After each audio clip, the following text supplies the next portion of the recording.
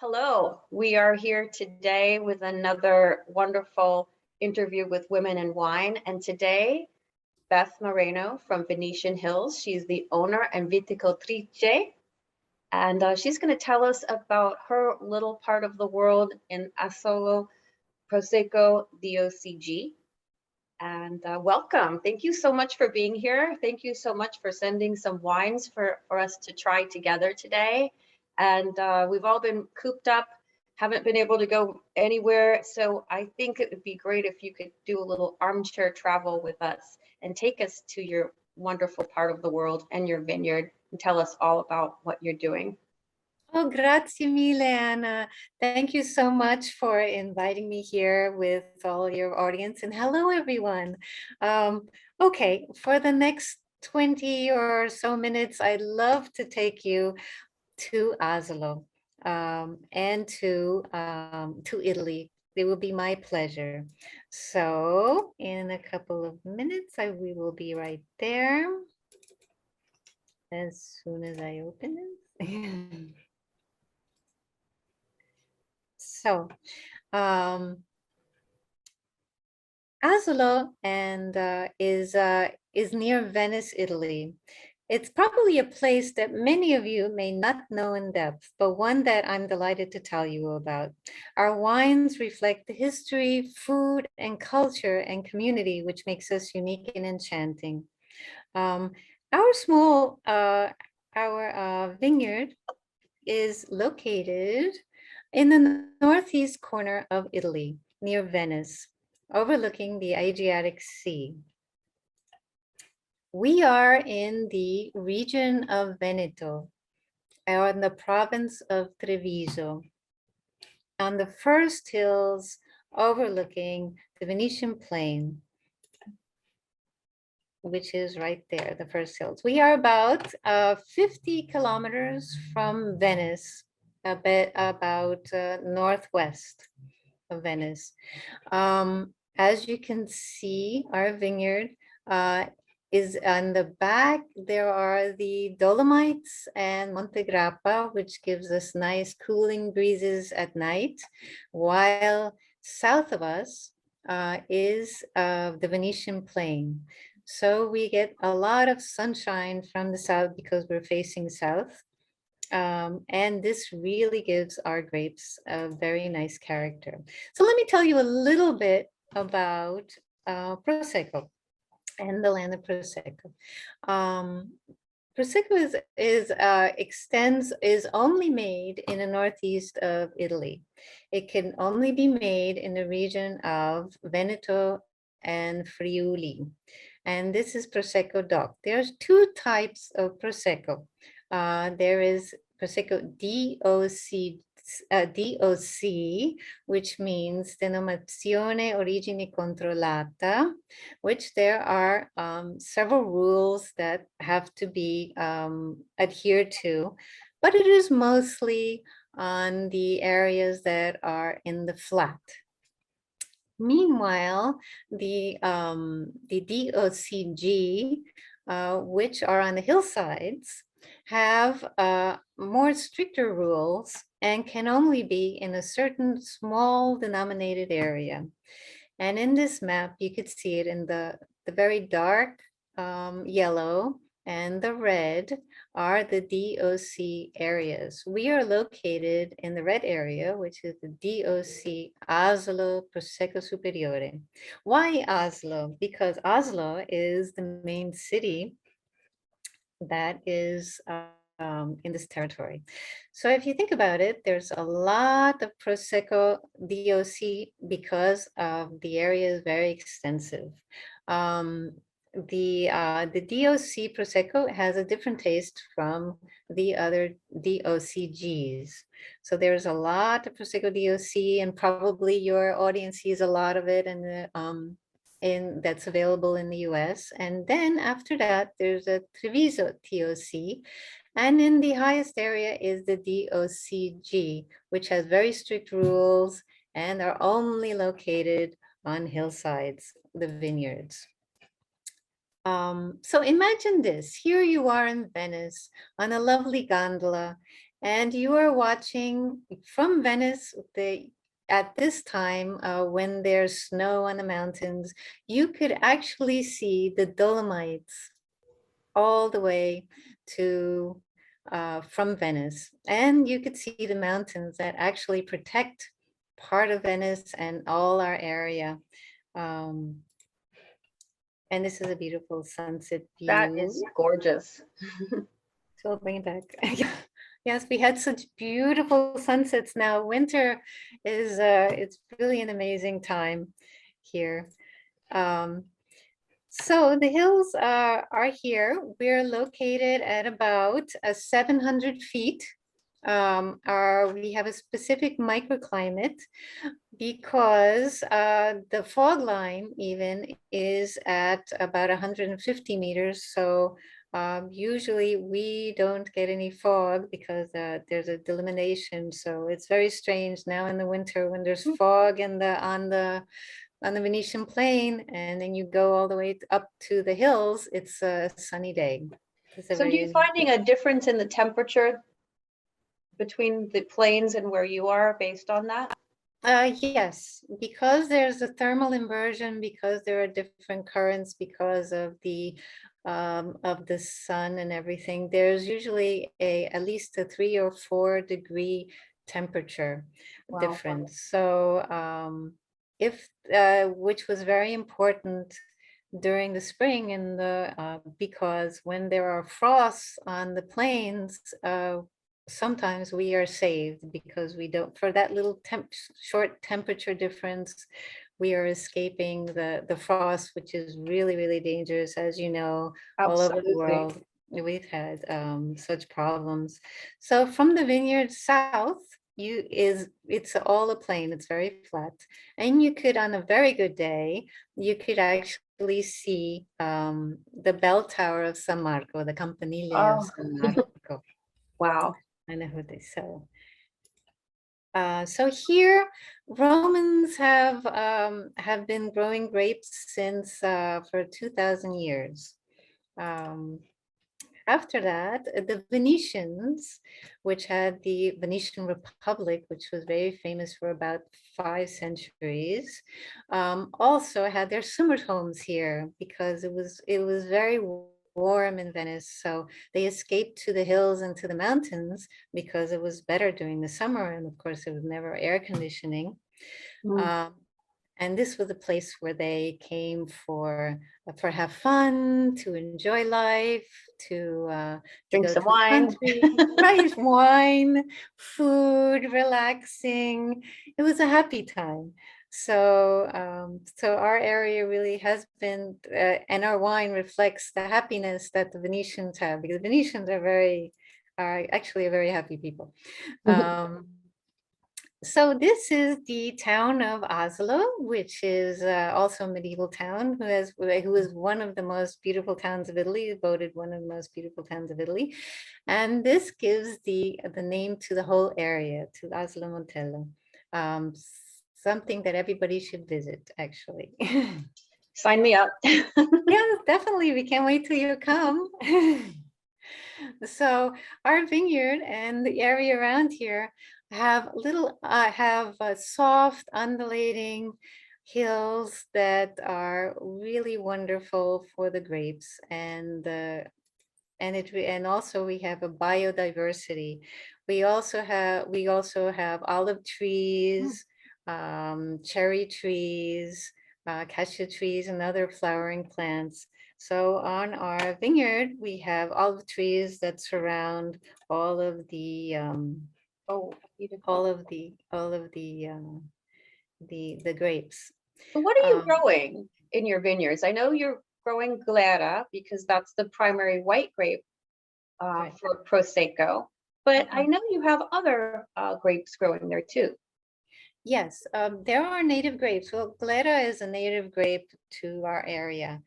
So we also have the other native grapes, which are Parrera and Bianchetta Trevigiana Hmm. and Verduzio, which our wines don't have 100% Glera. We actually have 85% Glera because we feel that that the Pereira or the Bianchetta grape, depending on the year, has a wonderful added aroma and flavor to our wines. So that's why they're a bit different from the other wines, because we have a different blend. So The that's other the is, bee that I see on your bottle. yes, that's the bee. So why are bees so important? Why is there a bee? Because actually we have been certified sustainable. In Italy, it's called Lotta Integrata, Sistema di Qualificazione e Produzione Integrata. And that means that we have certain rules that we have to abide by every year. We have surprise visits from, there's a governing entity in Italy called Valor Italia, and they certify vineyards and grapes to be sustainable. So this is a yearly certification where there are surprise visits where they all of a sudden they examine soil samples, grape samples, look at the things around the vineyards, see what additives you gave, the fertilizer, everything and else. And they see if you have to be certified every year, if you're there, you abide by the certain rules every year. And so for 3 years already, we've been certified. And we're very, very proud of that, because it really, we're, and it's not easy for a small family vineyard to do that. There's a lot of work behind it. But I think that's the best thing that we could do for our customers, and for the fact that anybody who drinks our wine, and for everybody, I think it's extremely important. Can you tell me a few things that you're doing? A lot of people don't understand biodynamic versus organic versus sustainable. So what would Okay. be a couple examples? Okay. Organic really, yes, is when a vineyard does not use the major pesticides or chemicals in order to grow or to combat against disease. But it's only concentrated on in the vineyard. So in some climates, it's there are a lot of pests in the vineyard, like there are, and there's a lot of diseases that could happen in the vineyard. There are different ways to combat it, either chemically or naturally. But it's so organic really eliminates all of the harsh chemicals that are there. Biodynamic also doesn't use more of the chemicals, but they are more towards other different systems that are more towards, let's see, they believe in the crystals that will help the vineyard. They believe in other natural, but Like phases not of the entire. moon and planets Yeah, and things combined right. with Yeah. It, agricultural practices. yes. I mean, some things are very important. For instance, you do have to do certain things by the phases of the moon, Hmm. not in an exaggerated way, but you do have to do things by the phases, and you do have to follow nature, but they really are very um, extreme on how to follow nature, and maybe a little bit too much Hmm. for some people. So it Meanwhile, sounds like, just to clarify, sounds like you're doing more than just the vineyard, just protecting and or not using pesticides or things like that. Sustainability is really much more than that, right? yes, no, it is, because sustainability, I mean, no vineyard is an island, really. We are, besides the fact of not using chemicals and abiding by the rules of nature, that you should prune at a certain time, that you should make sure that the animals are being taken care of. You also want to take care of the people who work in your vineyard and Mm. the people who are working together. So we all have to learn constantly new methods that are coming out, new methods to actually eliminate pesticides, new pheromones to confuse the bugs, new other things that we could possibly do for the vineyard. We're constantly trying to learn that. And we also like to help the community. It's been so hard, I think, for everyone all over the world with COVID, that so many people have been affected. For us, it's the tourism industry that's been really affected, the restaurants and everything. So we have gotten together with the community to try to help each other out. And we've been collaborating with people in the community who are tour guides, restaurants, and everything, to do things together to make them aware, people aware of how important their job is and how beautiful the land is. We've been doing virtual things for all over the world with them in order to help everyone, because if we're not in this together, we can help everybody together. So it's, I think, helping a community in in a small way even is really important. I guess, and I guess you have the same thing in the Yeah, US. we do pretty much everywhere, but I can understand how in a smaller community where you have a lot of tourism, where you have the vineyards, it's all the more. Is that one of your vines? Is that your vineyard right there? Yes, yes, it is. So this is one of our oldest vines, and basically we prune by hand. So right now we just finished, yay. Lots of work. It was a lot of work, but it's very satisfying though, because there's really, there's an art to pruning. There's actually an art to doing everything by hand. So we pride ourselves in still doing things by hand with Mm, the people who live around us. I mean, people have, this is a mosaic that's 2,000 years old, wow. that's showing someone harvesting by hand, and we're still doing actually the same thing, and we're very proud of that. So I think, and it really helps the vine stay longer, and it helps, and it's really wonderful actually doing a harvest. So this is the famous Glera grape um, that usually has this wonderful, lovely bunches. And the rosé that you have there, this is Mhm. the Merlot that we have. And this is one of the most unusual things that happen, actually. Grapes are really flowers. So there are flowers that turn into fruit. This is the flowering of the Glera grape, which only takes place about 1 day, 1.5 days. And the entire vineyard is enveloped with a perfume towards sort of sunset, where you could smell this lemony, fresh lemony zest Mm. of a little bit peppery that really surrounds the vineyard. And the bees go crazy and they're so happy about it. So it's a very unusual place. I just wanted to show you about. That must be wonderful, magical. Yeah. So this is our rosé. And this is our Prosecco Superiore, which could be matched with so many food. It's a very friendly, sparkling wine, and that is used right now. It's the winter, and so we have this very special vegetable called radicchio trevigiano, which That's almost looks like a flower. lovely. I love it.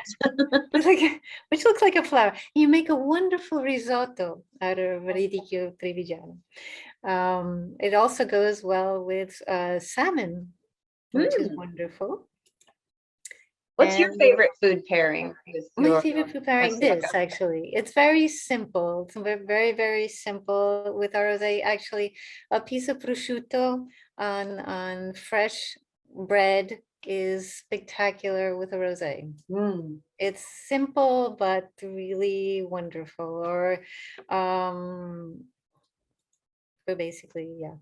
oh, there's a picture of Livia Drusilla. She was the wife of Caesar Augustus, one of the Roman emperors. She actually came to Oslo a long, long time ago when it was established. And she loved the wine. Prosecco wasn't available then, but there was an ancient wine called Pulcilium. And Hmm. she was in love with this wine. And she said, oh, I love Pulcinium. It's really the greatest thing. It's really keeping me young. And at that time, she lived till 86 years old. And when Back then, everybody that was was very old. dying at 35. Wow. So I think it was because of the wine. So if I drink more of your wine, will I live a long time? Hopefully, at least you'll be very, very happy. Can't hurt to try, right? No, I can't hurt to try. No, we can. Yes, so Oh, that's great. Well, I tried your Merlot 2 days. oh, I mean, so your Merlot rosé, which is, you said it's Merlot, 80 and Pinot Noir. Pinot Yes, it's Noir. So 90% Merlot and 10% Pinot Noir. it's fantastic. Okay. Very, very different and just fabulous flavors. A richness that I just would not expect in a rosé. And I know a lot of people think, oh, it's pink, it's going to be sweet. Not at all. It was just fantastic. And I can imagine it. I might actually have some prosciutto in the refrigerator. I might have to try that this Okay. weekend. But so let's talk a little bit about the difference between what people are used to drinking, which I actually have a bottle here of Cupcake, which is probably one of the main brands that people will think about when they're going to buy Prosecco, and what you're doing. Tell us a little bit about the differences in the winemaking, and we can try a little bit and we'll talk about the flavors. But it is made a little bit differently than what we find as sort of the average Prosecco that people experience, say they go into a wine bar or restaurant. Okay. Well, as I said, Prosecco is a very large region. So the cupcake that you have there is probably a Prosecco DOC, right? Mhm. It should be, Yeah. yeah. And that's going to be on the label. So when you go Right. and look, you'll see the DOC versus the DOCG. Right. So as you know, the DOC is in a flat area. It could even, the DOC could, I guess that's 100% Glera. Yeah. That should be probably, yeah, okay. So of course the Glera grape has different expressions all over because there are different, since it's such a large area, there are different microclimates and different soils and everything. So in itself, that would be different. Hillsides fruit usually gives more of a depth of character to the grapes because of the level of the sunshine, and also because of the aeration, because of the microclimate. So in a DOC, there are different areas. There either could be low-lying areas, there could be areas that are near the rivers, or there could be, it depends on where it was made. That's why the taste is different. And then depending if it's made in Friuli or Veneto or all over. Also, the fact is that perhaps also as you know, compared to Champagne, Prosecco and Prosecco Superiore is made with the Martinotti Charmat method, which is a different method. Absolutely. Yeah, you really can't compare a Prosecco Superiore to a Champagne, because even though they're both sparkling wines, they are made totally differently. So the fruitiness that you get from a Prosecco Superiore is because it is vinified in stainless steel. There are two fermentations. So the first fermentation is made is vinified in stainless steel in something that's called an autoclave. An autoclave regulates for pressure and temperature. So the fermentation can go very quickly, depending if you let the temperature go up, or it could go very slowly if you decrease the temperature. After that, then there's a second fermentation that are added. Same thing as I guess if you could explain the method champenoise. Yeah, so the second fermentation in the traditional method is in the bottle. So your second fermentation is in a tank. It's not a tank really, it's an autoclave, because if you Okay, think but I mean, a tank is in a vessel, in a vessel, not the bottle. right. No, yeah, it's in stainless steel autoclave, but it still has to be regular. If you think, a tank, there are different, a tank doesn't have you can't regulate the pressure, you can't regulate the temperature, or you can't regulate it. An autoclave instead has that. Okay. The reason why it was done this way was because Glera is a very aromatic grape. If it was done in a method champenoise in the bottle, the Glera grape would actually lie flat. And you'd also get all the flavors, the bready biscuit, brioche flavors from sitting on the lees, which are the dead yeast cells, and you don't want to compete with all those primary delicious fruit flavors from the Glera. Right, it depends. Yeah, conflict a little bit if you had too much of it, right? right. Yeah. Also, it wouldn't. It's a totally different grape because, as you know, Champagne is made with Pinot Noir, Chardonnay, and Meunier. Yeah. While okay, so the story is, okay, who invented all of this? Well, in 1895, yeah, who did this? Okay, up to the till the end of the 1800s, everything was done was fermented. The second fermentation was in the bottle. So there was an enologist in 1895 in Asti, who was the director of the scientific Asti of the university there, and his name was Federico Martinotti. He was in Asti. He said, "Oh, I have a big problem because I have a Moscato. Moscato is the most aromatic grape, one of the most aromatic grapes, right?" He said, when I do a sparkling method, the Moscato just doesn't.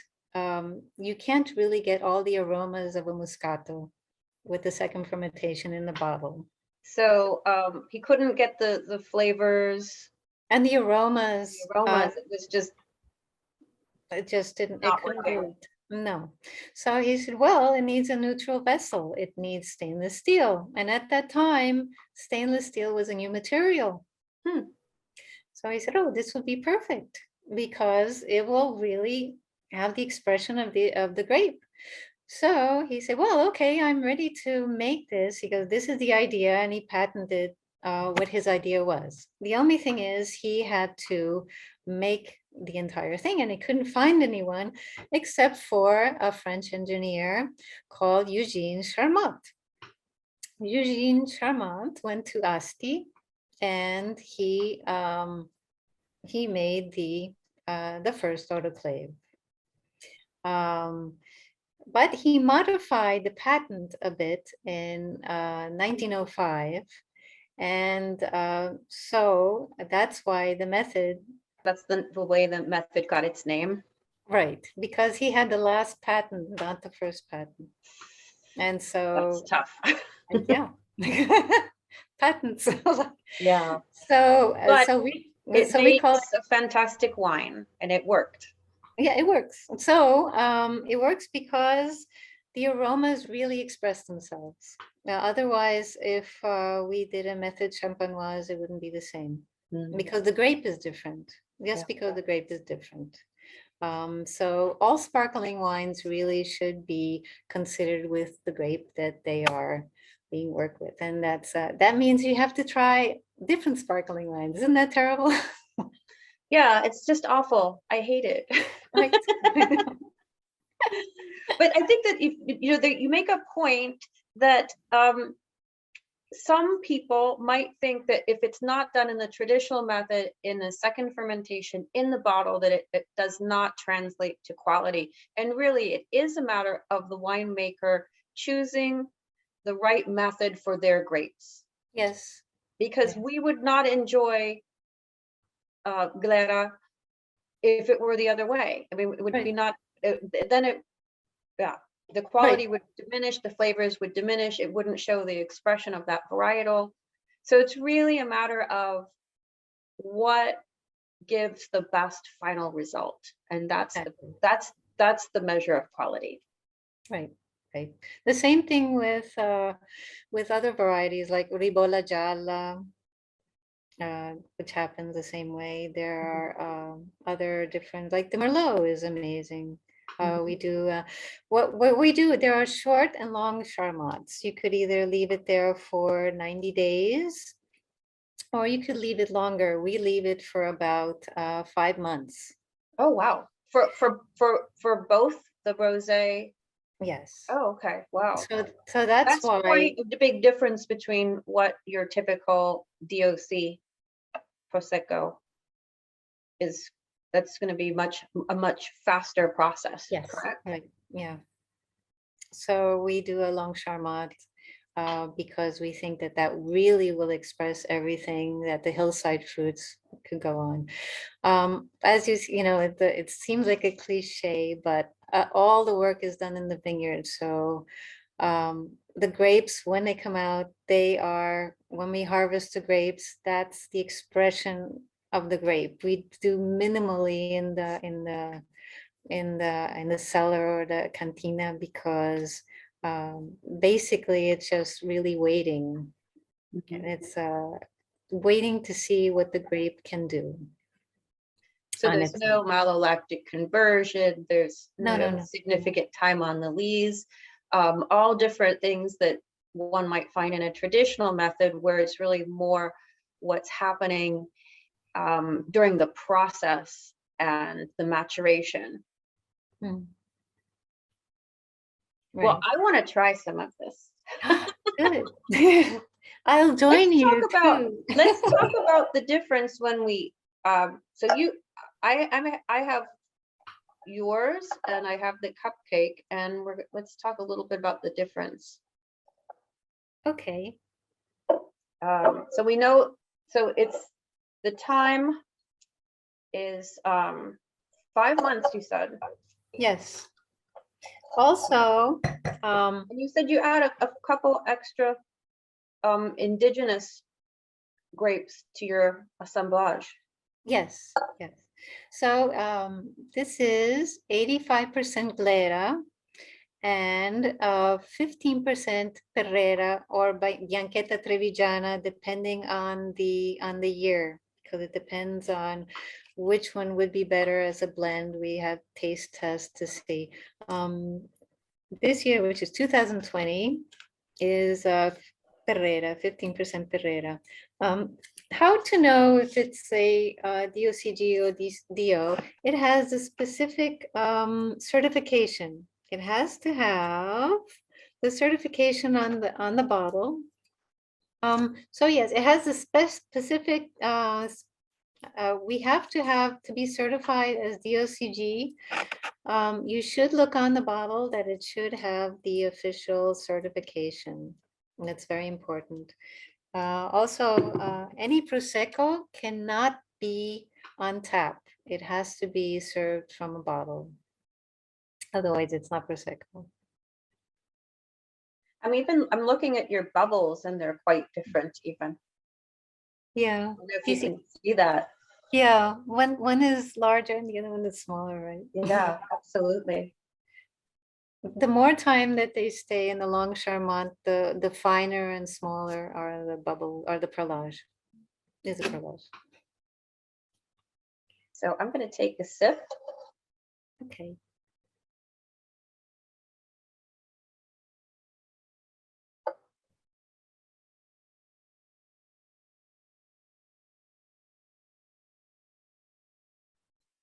Wow. It's fantastic. It's got such a richer, more complex blend of all these fantastic, beautiful orchard fruits. Mm. Mm. And I noticed the mouthfeel is just a little bit different too. Mm. It's not, a lot of times Prosecco DOC can feel almost watery. It's so light. I don't feel that with yours. Okay, it has a long, yeah, okay. Well, the way that you should taste it is never shake it, because you don't have to swirl it or anything, because the bubbles do everything for you. So you don't have to do anything, they do everything for you. If it's very difficult to, the first thing, of course, you should smell it. If it's hard to smell, just put your hand on top for a little while and then wait. And then take a sniff. And it reminds you, and what comes to the first thing in your mind? What's the first thing that comes to mind? For me, it's peach. Right, exactly, yeah. And it's amazing because just taking a little whiff of the DOC, I'm getting a lot more lemony, maybe green apple. Okay. Definitely not the riper orchard fruit, the richness that I'm getting on the nose. Mm. And it could be probably, a lot of it is you have, like you said, your microclimates, you have wonderful ripening conditions. So yes, the grapes are probably really reaching their full potential. Yes, they do. And it expresses in the wine. Oh, thank you.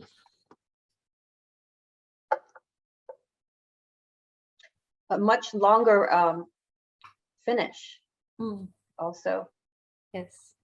No, that's also because of the long Charmant. It's very persistent and very, and then at the end, there's just a little bit of minerality and saltiness. It's has a little zest at the end. What are your soils in your vineyard? Your soils? Okay. The soils are clay, marl, and loam, because our hills were really underwater. So they have a lot of minerals. There are even lines of chalk that we have, and that's why we have such minerality. I think that's what I'm picking up, a little bit of that not quite saline, but something a little. Yeah, it's sapido. I don't know the translation in English, but it's a tiny bit of saltiness to it. Yeah, yeah, sapido. But it's pleasant. It's very, very pleasant. Yeah, but that's very typical. Well, with the fruit. Yeah, that's very typical of Oslo, or the hills of Oslo, as opposed to Valdobbiadene, which has more of a almost like an almondy finish. It's different because of the soils. Wow. Well, I love it. I think it's fantastic. Thank you. I love it too. Cheers to everyone. Cheers. Thank you so much. Thank you. Wonderful. And I just can't wait for this pandemic to be over and we can all come to Asolo and try. Now, do you have a tasting room? Do you have what do you have there at your vineyard? Do you have? Yes, we do. We have a tasting room. If someone were to go, they could go and see the vineyards and yes, and experience it firsthand. Yes, actually, we have walking tours because Oh, we have wow. walking tours of the hills. We have now uh, we have at the tasting room, but people prefer to have picnics in the vineyard, which is very fun. So we do that. Yeah. But hikes around the vineyard are really beautiful. Oh, I can imagine. Well, I'll post in the text for this. I'll post in case anyone's ready to book some travel to Italy. I can't wait to get out of here. We can't wait to see you. Thank you so much. This has been Thank wonderful. you. Oops. Oops. I'm gonna Cheers. virtually toast with you. Yeah. Cheers. Salute. Salute. Salute. Grazie mille for everything, Anne. It's been Oh, wonderful. thank you so And much. for everyone.